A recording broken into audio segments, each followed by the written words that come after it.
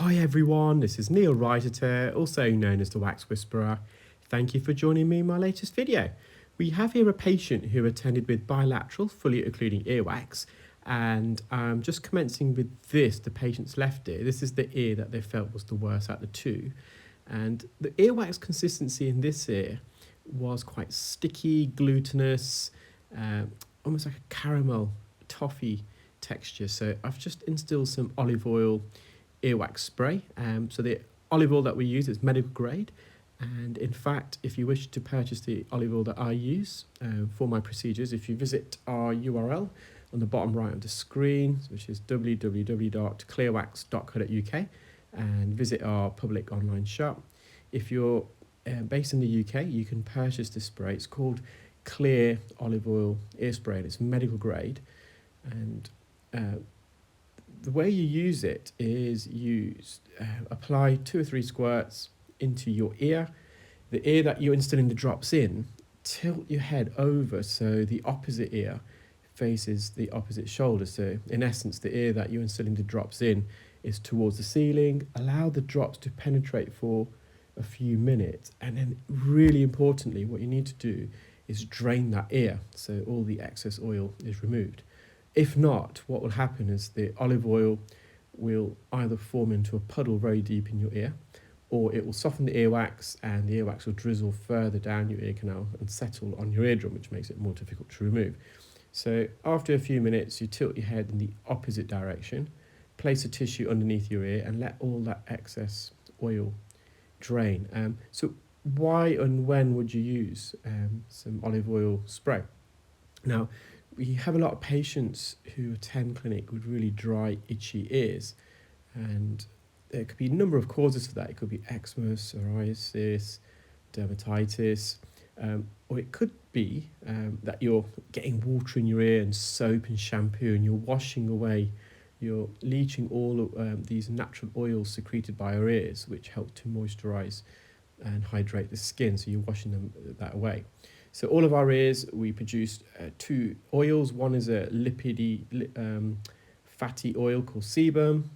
It's the same oil that's secreted on our scalp. And the other one is an oily sweat. It's the same oily sweat we find under our armpits. And these oils help to retain internal moisture within the skin. Without these oils, internal moisture in the skin rises to the surface and it evaporates.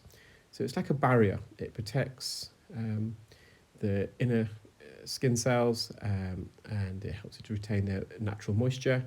It also prevents overhydration of external water. So if you get a lot of water into your ear canal, the skin cells tend to absorb that and they overhydrate, and then the skin cells swell and they burst from the membranes, breaking down that outer layer of skin, and then the internal moisture again can escape. So you can use, if you're not secreting these natural oils and you've got really dry, itchy ears, and it tends to happen as we get older, unfortunately, you can use the oils on a regular basis. You can try and use it as an earwax washer. Once you've had your ears clean, like this patient here, if you use the drops on a regular basis, say on a weekly, fortnightly basis, and use it in the way and manner I described, you can almost wash out your earwax using olive oil as opposed to water. So olive oil is slightly acidic, so our ears are also slightly acidic, so it's a similar pH, and our ears secrete oils already. Olive oil is also believed to have some antimicrobial properties, so it helps the skin flora, which is an ecosystem that lives on the layer of skin that lines the ear canal, made up of healthy bacteria and fungi. It helps those healthy bacteria and fungi to fight off more harmful bacteria and fungi due to its acidity. And as I said, sebum, the oily fatty secretion, and the oily sweat are both acidic in nature. Patients who are perimenopausal or menopausal also develop dry skin in the ear. They also, women who suffer from menopause and perimenopause also suffer from dry skin, other parts of the body. So using an olive oil spray in your ear can help hydrate the skin and prevent it from drying and cracking. Now, going back to using the oil as an ear wash, it's no guarantees that will work. If you've already got substantial amount of earwax like this patient, the drops is not really going to, it'll help to soften the wax, but it may also increase the size of the plug.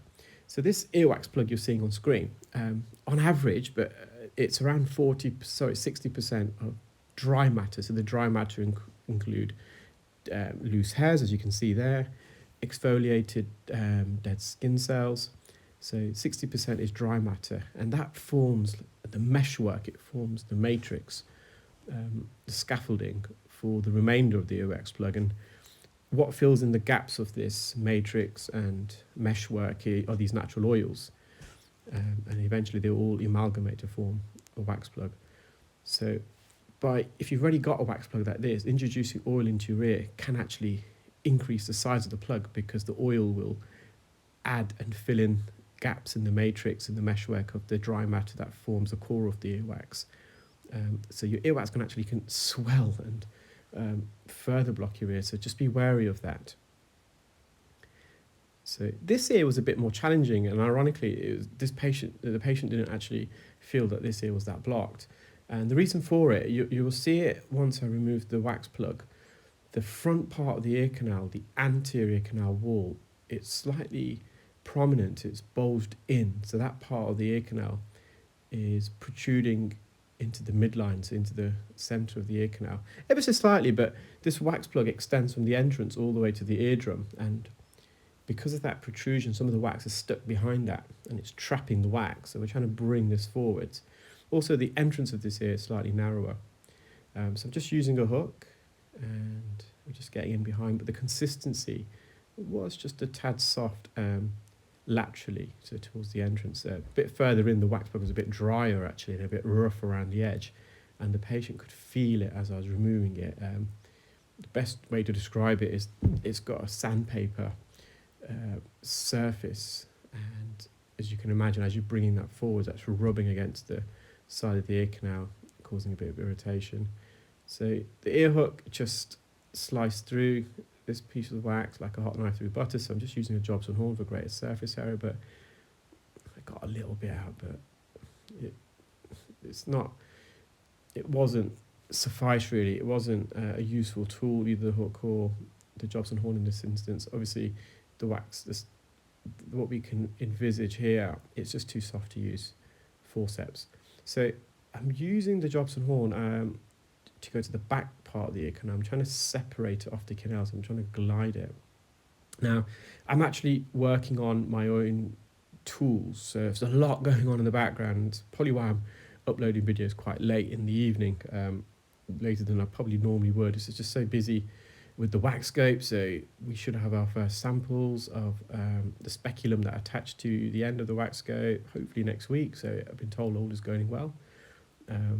In the meanwhile, I just had some 3D CAD designs come through yesterday of some new ear hooks, Jobson horns that I'm developing, and also a brand new instrument, which I'll reveal a bit later. It's a completely different instrument, which I feel like it's going to be quite a useful tool. It's probably going to be more useful for more advanced practitioners, but I think it's going to be quite useful.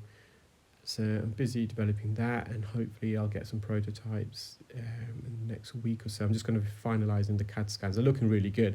A couple of adjustments, get some prototypes printed, and then I'll evaluate them, and if I need any changes, we can, and then I can get into manufacturing. I'm also in the process of developing my very own suction tube, and so that's really exciting. Again, I can't discuss too much about that at the moment, but I will be able to shortly. But that's, I think the suction tube I'm developing is quite unique in many different ways actually. And the reason why I'm able to develop these instruments now is because I've had several years of highly intense earwax, and you kind of know what works best. And not only for myself though, so when I'm making these products, I've got to, it's not just me who's going to be using them, it's everyone who removes earwax. So I've got to also consider the requirements of other specialists, and hopefully I've got a good balance. Now, what I've done with this wax plug, I've almost swiveled it around. I've changed its orientation. I'm trying to rotate this wax plug so it not only is it, at this stage I don't know that this patient's got this prominent anterior recess, so it's trapped behind that. Obviously it's not possible to see, but You can see I'm rolling it from the left to the right, and there we are. I've just changed the position. It's almost like you see on the movies when midwives giving birth and they have to turn the baby slightly, rotate the baby to get it in the right angle. It's just, I'm not comparing earwax to giving birth, by the way, but it's just a good analogy. And I've just had to rotate this wax plug in such a way where it then maneuvers out the ear. So we're going to enter the ear. You can see the back part's quite red. Now, if you look to the right, you can see that part of the ear canal slightly bulge, and the wax is behind that. And the reason for the redness is because the wax was trapped around that as we're bringing it through. As I said, the surface is quite rough, and it's just compressing against the canal wall. It's not a patient didn't feel it, and it's just the dilation of the blood vessels. So I'm just mopping up near the entrance. You're going to see the 2 wax plugs on screen in a moment. You can see how dark they are. So I think the one to the right is for the first left ear, the left one is the right ear. Well, I hope you enjoyed that video, guys. Take care, keep well, and speak soon. Bye.